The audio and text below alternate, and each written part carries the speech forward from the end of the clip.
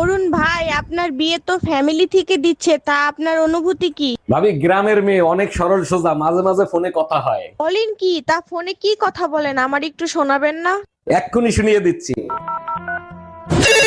Hello baby, 4 দিন পর তো আমাদের বিয়ে, তা বাসর ঘরের কি প্রস্তুতি নিছো? বেবি তুমি একদম টেনশন নিও না, আমি দিনে 2বার পাট খেতে প্র্যাকটিস করি।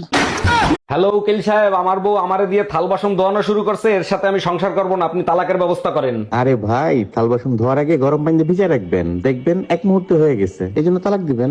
এই ফোনে কথা বলা শেষ হলো তাড়াতাড়ি থালা বাসন ধুয়ে ফেলো। কিরে মায়া, শুনলাম তুই নাকি ব্রেকআপ করছিস। এত সুন্দর একটা ছেলে, সবকিছু তো ঠিকই আছে, তা সমস্যা কোথায় ছিল?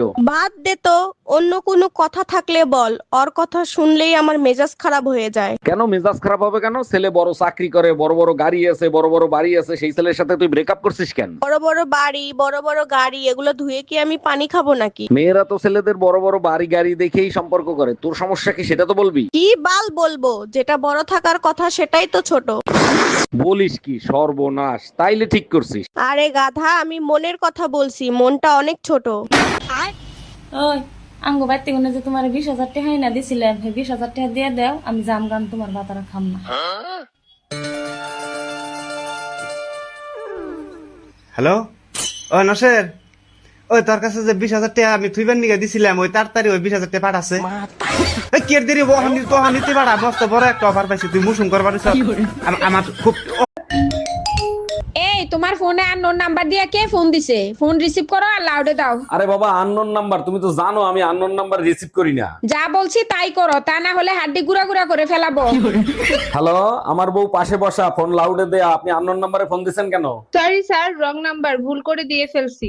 আচ্ছা মায়া, সত্যি করে একটা কথা বলো তো, আমারে দেখতে কি পাগলের মতো লাগে? যারা তোমারে পাগল বলে তাদের চোখে সমস্যা আছে, কি হইছে সেইটা বলো। জুম্মার নামাজ পড়ে বেরোইছি, সবাই আমারে দেখে হাসতেছে, মনে হয় জানি আমি একটা পাগল। তুমি পাগল না, আস্ত একটা ছাগল, তোমার প্যান্ট ধুয়ে আমার প্লাজো পরে গেছো। মা তুমি আমার 500 টাকা দাও, তারপর তুমি যা চাইবে আমি তোমার তাই দিম। এই নে 500 টাকা, এবার কও তুমি কি চাও? 1,000 টাকা দে। ও মা, আমার পরীক্ষার রেজাল্ট দিছে, আমি তো পাস করছি, গোল্ডেন এ প্লাস পাইছি। ইয়া আল্লাহ মা, আমি তো খুব খুশি হইছি। এই নে 100 টাকা, এডি দিয়ে মজা কিনা খাইস। ইয়া আল্লাহ, তুমি না আমার কইছিলা পরীক্ষায় পাস করলে বলে তুমি আমার স্কুটি আর ল্যাপটপ কিনে দিবে। দূর, ওটা আমি মজা করছিলাম। আমিও মজা করছি, আমি আসলে ফেল করছি। এই রুম্পা, কাজ পরে করো, আগে এইদিকে আসো। ঘরের কাজ করতে করতে জান বেড়ে যায়, আর এই বেটা একটু পর পর ডাক দেয়। এই কি হয়েছে বলো? তুমি এত কাজ করো, দেখলে কলিজাটা ফাইটটা যায়। বলো কি সত্যি আমার কষ্ট দেখলে তোমার কলিজাটা ফাইটতে যায়? তোমার এত কষ্ট আমি দেখে সহ্য করতে পারতেছি না, তুমি এক কাজ করো, দরজা লাগায় কাজ করো।